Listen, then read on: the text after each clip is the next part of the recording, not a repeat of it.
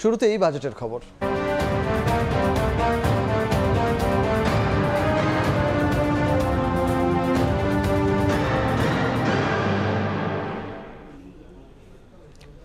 দু ২০২৪-২৫ অর্থ বছরের জন্য ইতিহাসের সর্বোচ্চ ৭,৯৭,০০০ কোটি টাকার বাজেট ঘোষণা করা হলো।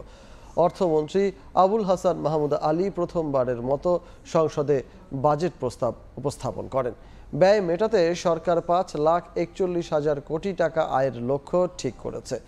এরপরও ঘাটতি ২,৫৬,০০০ কোটি টাকা, যা দেশি বিদেশি ঋণ থেকে যোগান দেওয়া হবে। সানভীর রূপালের রিপোর্ট।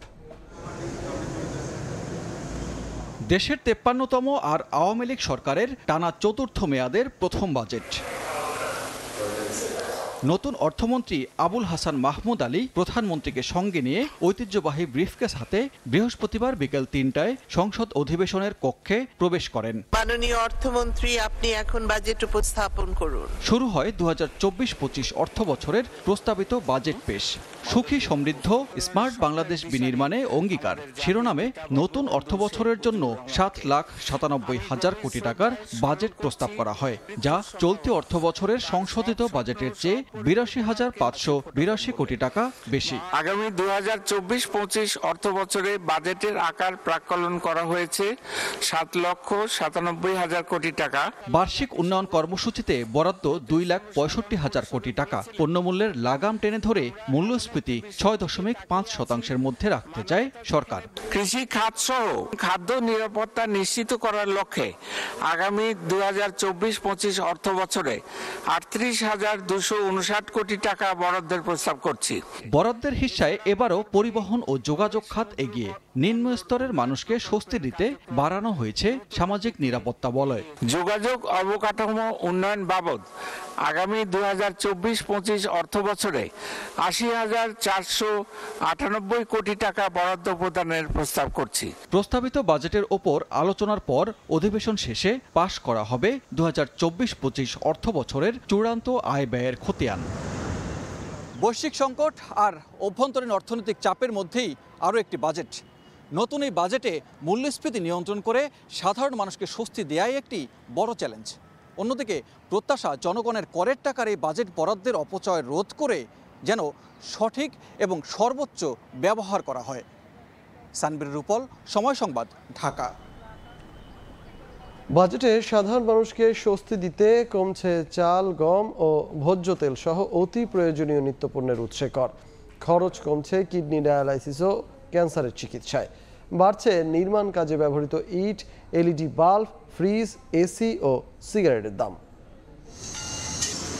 থাকার জন্য একটি বাড়ি বানানোর স্বপ্ন দেখছেন? তাহলে শুনুন, আপনার স্বপ্ন পূরণে বাধা হচ্ছে ভ্যাটের খরচ। কারণ প্রস্তাবিত বাজেটে ইটের ওপর কর হার ১০% থেকে বাড়িয়ে ২০% করার প্রস্তাব করেছেন অর্থমন্ত্রী। স্বপ্নের বাড়িতে বিদ্যুৎ সাশ্রয়ী এলইডি বাল্ব লাগাতে চান? এখানেও ৫% ভ্যাট বেড়ে দাঁড়িয়েছে ১৫%। তীব্র গরমে নাকাল হওয়া থেকে বাঁচতে এসি লাগাবেন?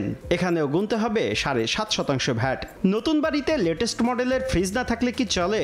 ৭.৫% ভ্যাট দিয়েই কিনতে হবে আপনাকে। ভ্যাটের চাপ আর গরমে আপনার গলা শুকিয়ে কাঠ। গলা ভেজাতে জুস খেতে দিতে হবে ১৫% ভ্যাট। আইসক্রিম কিংবা কোমল পানীয় কম দামে পাবেন না কোনো কিছুই। আইসক্রিমে ১০ আর কোমল পানীয়তে ভ্যাট দিতে হবে ৩০%। এত শত চাপ কমাতে সিগারেট ধরাবেন? তাতেও পকেট পুড়বে আপনার, কারণ বাজেটে বেড়েছে তামাকজাত এই পণ্যের দাম। সংসারের জটিল হিসাব নিকাশ সরিয়ে পরিবার নিয়ে অ্যামিউজমেন্ট পার্ক কিংবা থিম পার্কে বেড়াতে যাবেন? ৭.৫%-এর পরিবর্তে ১৫% ভ্যাট দিতে হবে আপনাকে। মনের দুঃখ ভাগাভাগি করতে স্বজনদের ফোন করবেন? সিম কার্ডের দাম বেড়ে দাঁড়িয়েছে ৩০০ টাকা। কথা বলা কিংবা ইন্টারনেট ব্যবহারেও খরচ বেড়েছে আপনার। তবে নিত্যপণ্যের ক্ষেত্রে এবারের বাজেট কিছুটা স্বস্তি দিতে পারে আপনাকে, কারণ পেঁয়াজ, রসুন, মটর, ছোলা, চাল সহ অতি প্রয়োজনীয় পণ্যের উৎসে কর ২% থেকে কমিয়ে ১% করা হচ্ছে, ফলে কমবে দাম। এই খুশিতে গুঁড়া দুধ দিয়ে ১ কাপ চা খেয়ে চাঙা হতে পারেন আপনি, কারণ গুঁড়া দুধ আমদানিতে ২০% সম্পূরক শুল্ক প্রত্যাহার করা হয়েছে। শুধু তাই নয়, দাম কমতে পারে দেশীয় মোটরসাইকেলের। ল্যাপটপ আমদানিতে কর হার ৩১% থেকে কমিয়ে ২০% করা হয়েছে। কিডনি ডায়ালাইসিসে ব্যবহৃত ফিল্টার ও সার্কিট আমদানির শুল্ক 10% থেকে কমিয়ে 1% করা হয়েছে। এ কারণে কমবে ডায়ালাইসিস খরচ। শুভ খান, সময় সংবাদ, ঢাকা।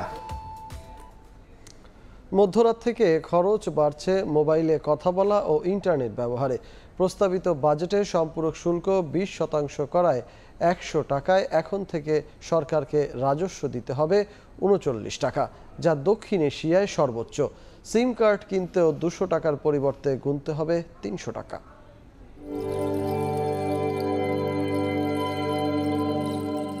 মোবাইল তুমি নিয়েছো কেড়ে মধুর ঘুমের স্বাদ, প্যাকেজ অফারের মোড়কে পেতেছ টাকা লুটবার ভাত। মায়ের কাছে বকুনি, বাবার তিরস্কার, মোবাইল তুমি পকেট খালির অবাক আবিষ্কার। ছন্দের সাথে বাস্তবতার ফারাক নেই খুব একটা। পকেটে 10,000 টাকা দিয়ে নির্দিষ্ট মডেলের একটি হ্যান্ডসেট কিনতে মার্কেটে গিয়ে দেখলেন দোকানি তার দাম চাইছে 11,000 টাকা। অবাক হবেন না, কারণ ডলার রেটের কারণে কাঁচামাল আমদানিতে খরচ বেড়েছে, আর তাতেই মডেল ভেদে 500 থেকে 1000 টাকা বাড়তি গুনতে হচ্ছে সাধারণ মানুষকে। 11,000 টাকার মোবাইলে 200 টাকা দামের সিম কার্ড ভরবেন ভাবছেন? এখানেও হতাশ হতে হবে আপনাকে, কারণ সরকার সিম ট্যাক্স নির্ধারণ করেছে 300 টাকা। ফলে শুক্রবার সকাল থেকে নতুন দামে সিম বিক্রি করবে অপারেটররা। 42% আমাদের পেনিট্রেশন বাইরে আছে। প্রান্তিক জনগোষ্ঠীকে যদি আনতে চান, যে ট্যাক্স প্রস্তাবিত করা হয়েছে এটি সম্পূর্ণভাবে অগ্রহণযোগ্য। মোবাইল সিম কার্ড তো কিনলেন, এবার আসি রিচার্জ প্রসঙ্গে। স্বস্তির খবর নেই এখানেও। এতদিন 100 টাকা রিচার্জে 33.25 টাকা শুল্ক দিতেন 19 কোটি সিম কার্ডধারী। তবে এবারের প্রস্তাবিত বাজেটে কথা বলা কিংবা ইন্টারনেট ব্যবহারের ওপর যে কর আরোপ করা হয়েছে, তাতে গ্রাহককে গুনতে হবে 39 টাকা। এত উচ্চ কর দিয়েও গর্ব করতে পারেন আপনি, কারণ পাকিস্তানকে টপকে দক্ষিণ এশিয়ায় সর্বোচ্চ কর প্রদানের রেকর্ড বাংলাদেশের দখলে। রাত্রে 00 আওয়ার থেকেই ইমপ্লিমেন্ট করব। কালকে থেকে যখন আমাদের কাস্টমাররা সার্ভিস ইউজ করবেন, তারা নতুন রেটেই আমাদের সার্ভিসগুলো পাবেন। অবশ্য ঋণ করে ঘি খাওয়ার ব্যবস্থা করেছে সরকার, কারণ ল্যাপটপ আমদানিতে শুল্ক হার 31% থেকে নামিয়ে আনা হয়েছে 20%। মোবাইল ব্যবহারের সম্পূরক শুল্ক 20% হওয়ায় টক টাইম ও ইন্টারনেট ব্যবহার থেকে বছরে 1,500 কোটি টাকা বাড়তি রাজস্ব পাবে সরকার। শুভ খান, সময় সংবাদ, ঢাকা।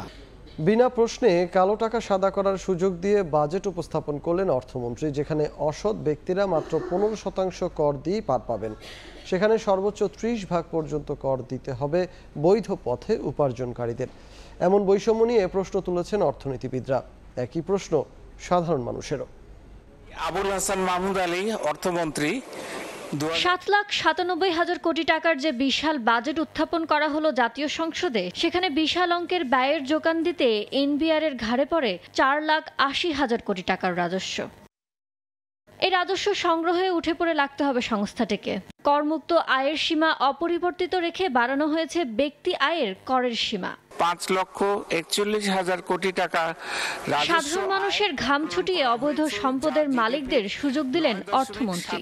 বাজেট উত্থাপনে জানিয়ে দিলেন, দেশি আইনে যাই থাকুক না কেন, বিনা প্রশ্নে ফ্ল্যাট, অ্যাপার্টমেন্ট ও ভূমিতে 15% কর পরিশোধ করে বিনিয়োগ করতে পারবেন অসৎ পথের উপার্জনকারীরা। অর্থাৎ সৎ ব্যক্তিদের 30% কর দিলেও অসৎ ব্যক্তিরা পার পাবেন এর অর্ধেক দিয়ে। কালো টাকা, যেটা ঘুষের টাকা যেটা আমরা বলি, সেই টাকাটাতে দিতে হচ্ছে 15%। তা আমি 15% দিয়ে সমস্যাটা কি? আমি 100 টাকা ঘুষ খেলাম, 52 টাকা দিয়ে দিলাম, তাইলে আর লাভ হলো কি আমার? এটা ভাই নিঃসন্দেহ অযৌক্তিক বিষয়।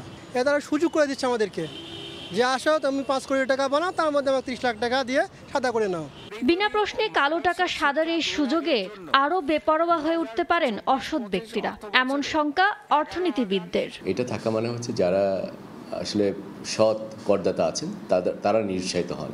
এর আগে 2020-21 অর্থ বছরে 10% কর দিয়ে 20,500 কোটি টাকা বৈধ করা হয়। সে বছর সর্বোচ্চ পরিমাণ কালো টাকা সাদা করায় 2,064 কোটি টাকা রাজস্ব পায় এনবিআর। 2 বছর বিরতি দিয়ে আবারও সেই সুযোগ দিল সরকার। তাতে দেখার বিষয় কত টাকা রাজস্ব পায় এনবিআর। ইয়ানুর শিফাত, সময় সংবাদ, ঢাকা। প্রস্তাবিত বাজেটকে স্বাগত জানিয়ে রাজধানীতে আনন্দ মিছিল করেছে আওয়ামী লীগ ও এর অঙ্গ সংগঠনগুলো। বিকেলে বাজেট পরবর্তী প্রতিক্রিয়ায় প্রধানমন্ত্রীকে অভিনন্দন জানিয়ে ঢাকা বিশ্ববিদ্যালয় ক্যাম্পাসে মিছিল করে ছাত্রলীগ। মধুর ক্যান্টিন থেকে বের হওয়া মিছিলে ঢাকা বিশ্ববিদ্যালয় সহ আশপাশের শিক্ষা প্রতিষ্ঠানের নেতাকর্মীরা অংশ নেন। এদিকে বঙ্গবন্ধু অ্যাভিনিউতে ঢাকা দক্ষিণ আওয়ামী লীগের পক্ষ থেকে আনন্দ মিছিল বের করা হয়। প্রস্তাবিত বাজেটকে সাধুবাদ জানিয়ে মানুষের প্রত্যাশা পূরণ করার প্রত্যাশা ব্যক্ত করেন নেতারা।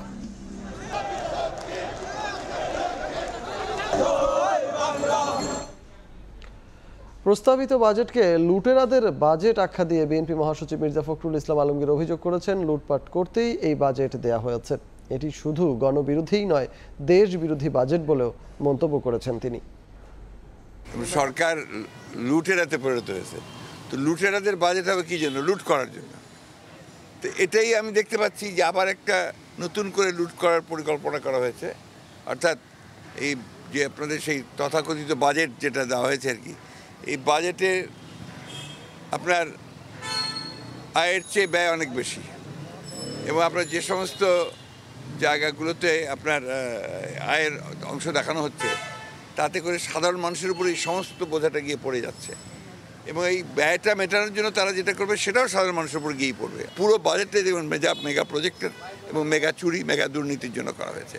সুতরাং এই বাজেটকে শুধুমাত্র তথাকথিত ভাষায় গণবিরোধী বলবো না, এটা আসলে বাংলাদেশ বিরোধী বাজেট হয়েছে।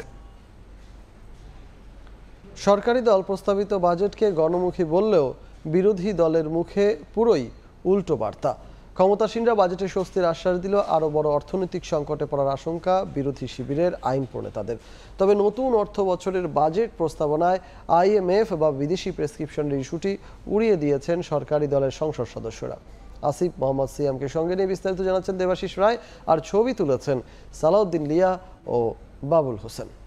অর্থমন্ত্রী, আপনি এখন বাজেট উপস্থাপন করুন। অর্থনৈতিক গতিশীলতা ধরে রেখে এগিয়ে যাওয়ার চ্যালেঞ্জ বাস্তবায়নে কতটুকু কাজে দেবে 2024-25 অর্থ বছরের এই বাজেট প্রস্তাবনা, তা নিয়েই চলছে চুলচেরা বিশ্লেষণ। প্রথম দিনের অধিবেশন শেষে একে একে বেরিয়ে আসেন সংসদ সদস্যরা, গণমাধ্যমের মুখোমুখি তারা। এমন কোনো সাহসী পদক্ষেপ আমরা দেখিনি, তবে আমরা জানি যে IMF এর শর্ত পূরণ করা ছাড়া এই বাজেট তারা দিতে পারেনি। পুরো পৃথিবীর সবগুলো দেশই ঘাটতি নিয়ে চলছে, আমরাও সেই ঘাটতি নিয়ে চলতে হবে। এই ঘাটতি মেটানোর জন্য কয়েকটা উদ্যোগের কথা বলা হয়েছে। আমি আবার পুনরায় উল্লেখ করি, উদ্যোগ ভালো, বাস্তবায়নটা হবে কঠিন। তবে সংসদে সরকারি দল মনে করছে এই বাজেটে সাধারণ মানুষ স্বস্তি পাবে, কারো প্রেসক্রিপশনের বাজেট করেনি সরকার। গত 15 বছর ধরে যে ডেভেলপমেন্টটা হয়েছে সেগুলোকে পর্যালোচনা করে আগামী দিনে আর কি করা উচিত সেগুলো বিচার বিশ্লেষণ করে সিদ্ধান্ত নেওয়া হয়। কে কোথায় প্রেসক্রিপশন দিল তার সাথে কোনো সম্পর্কই নাই। আজকে অনেকের কাছে হয়তো মনে হবে এটা পরিপূর্ণ করা কষ্টসাধ্য, তবে আমি বিশ্বাস করি আল্লাহ রাব্বুল আলামিন যদি ওনাকে হায়াত দান করেন, ইনশাল্লাহ এই বাজেট পরিপূর্ণ হয়েও আমরা সামনেতে আরো ভালো জিনিস পাবো। এদিকে বিরোধী দল জাতীয় পার্টি যে এই বাজেটে সন্তুষ্ট নয় মোটেও, তা স্পষ্ট বিরোধী দলীয় নেতার বক্তব্যে। আমার কাছে একেবারে গতানুগতিক বাজেট মনে হয়েছে। বাজেটের মধ্যে আমি বিশেষত্ব কোনো কিছু পাইনি। তা আমি গতবারও দেখেছি, এবারও দেখলাম, সেটা হলো যে ঋণের অর্থ যেটা দেওয়া হচ্ছে, ফেরত দেওয়া হচ্ছে, সেটা ঋণ নিয়েই দেওয়া হচ্ছে। সাধারণ জনগণের উপরে করের বোঝা বাড়বে, সাধারণ জনগণের কোনো মুক্তির উপায় নেই। আমার ধারণা এই বাজেট উত্তর বাংলাদেশ একটা বড় ধরনের অর্থনৈতিক সংকটের মুখোমুখি হতে পারে। এত সব সমালোচনা পাশ কাটিয়ে টানা চতুর্থ মেয়াদে সরকার গঠন করা আওয়ামী লীগের প্রভাবশালী এই নীতি নির্ধারকের মতে বাজেটে সাধারণ মানুষ কিছুটা স্বস্তি পাবে টানাপোড়েন থেকে। সংকটে বাস্তবসম্মত গণমুক্তি, আমরা আমাদের বাজেট এই সরকারই করেছি, এখানে কোনো প্রেসক্রিপশন। প্রথম দিনের অধিবেশন মুলতবি ঘোষণা করেন স্পিকার ডক্টর শিরিন শারমিন চৌধুরী। শুক্র ও শনিবার ছাড়া জুন মাস জুড়েই প্রতিদিন চলবে প্রস্তাবিত বাজেটের ওপর আলোচনা। দেবাশিস রায়, সময় সংবাদ, ঢাকা। বৃষ্টিপাত কমে যাওয়ায় কমতে শুরু করেছে সুরমা সহ সব নদীর পানি। তবে এখনও সিলেট ও সুনামগঞ্জ অঞ্চলের কিছু এলাকার পানি বিপদসীমার উপর দিয়ে বইছে। সকাল থেকে সিলেটের সুরমা নদী প্রায় 30 সেন্টিমিটার নিচ দিয়ে প্রবাহিত হওয়ার কারণে উঁচু জায়গা থেকে পানি নেমে গেলেও কিছু কিছু জায়গায় এখনো জলাবদ্ধতা রয়ে গেছে, তবে বৃষ্টিপাতের পরিমাণ কমে গেছে। এদিকে সুনামগঞ্জে সকাল থেকে গুড়ি গুড়ি বৃষ্টি হচ্ছে, তবে সুরমা নদীর পানি প্রতিদিন 10 সেন্টিমিটার করে কমছে। ভারতীয় ঢলের পানি বেড়িবাঁধ ভেঙে হাওরে প্রবেশ করছে, তবে এখন পর্যন্ত কোনো বাড়িঘরে পানি ওঠেনি। ভারতে তৃতীয়বারের মতো সরকার গঠন করতে যাচ্ছে বিজেপি নেতৃত্বাধীন এনডিএ জোট, তবে শরিকদের দাবি দেওয়া পূরণে এবার বেশ বেগ পেতে হচ্ছে বিজেপিকে। দিল্লিতে গিয়ে সরকারকে সমর্থনের বিনিময়ে একগুচ্ছ দাবি দেওয়া পেশ করেছেন এনডিএ জোটের সবচেয়ে গুরুত্বপূর্ণ দুই শরিক নীতিশ কুমার ও চন্দ্রবাবু নাইডু। এদিকে নরেন্দ্র মোদীর শপথ অনুষ্ঠানে যোগ দিতে শনিবার ভারতে যাচ্ছেন প্রধানমন্ত্রী শেখ হাসিনা। রোববার ভারতের নতুন সরকারের শপথ গ্রহণ। প্রধানমন্ত্রী হিসেবে আবারও দেখা যাবে বিজেপির নরেন্দ্র মোদীকে। এরই মধ্যে শুরু হয়েছে প্রস্তুতি, তবে এনডিএ জোটের শরিকদের দর কষাকষিতে চাপে রয়েছে গেরুয়া শিবির। সরকারকে সমর্থনের বিনিময়ে একগুচ্ছ দাবি করেছে এনডিএ জোটের সবচেয়ে গুরুত্বপূর্ণ দুই শরিক, বিহারের নীতিশ কুমারের জনতা দল ইউনাইটেড ও অন্ধ্রপ্রদেশের তেলুগু দেশম পার্টির চন্দ্রবাবু নাইডু। নির্বাচনের পর সংখ্যাগরিষ্ঠতার অভাবে হাসপাস করা বিজেপির কাছে 4টি পূর্ণমন্ত্রী পদ চেয়েছেন নীতিশ, যার মধ্যে রয়েছে রেল, গ্রাম উন্নয়ন, পানি সম্পদের মতো মন্ত্রণালয়। অন্যদিকে চন্দ্রবাবু নাইডু 3টি পূর্ণমন্ত্রী ও 2টি প্রতিমন্ত্রীর পদ চেয়ে তদবির করেছেন। নীতিশের মতোই পানি সম্পদ ও গ্রাম উন্নয়ন মন্ত্রণালয়ে নিজদের এমপিতে দেখতে চাইছেন তিনি। গত 2 মেয়াদে বিজেপিকে এমন পরিস্থিতির মুখোমুখি হতে হয়নি। পরিস্থিতির ফেরে এখন ছোট দলের দাবি মানা ছাড়া রাস্তা নেই বিজেপির, কারণ দাবি মানা না হলে সরকারের সংখ্যাগরিষ্ঠতা হারানোর ভয় রয়েছে। রাহানুল রানা, সময় সংবাদ। এতক্ষণ দেখছিলেন দেশ বিদেশের খবর।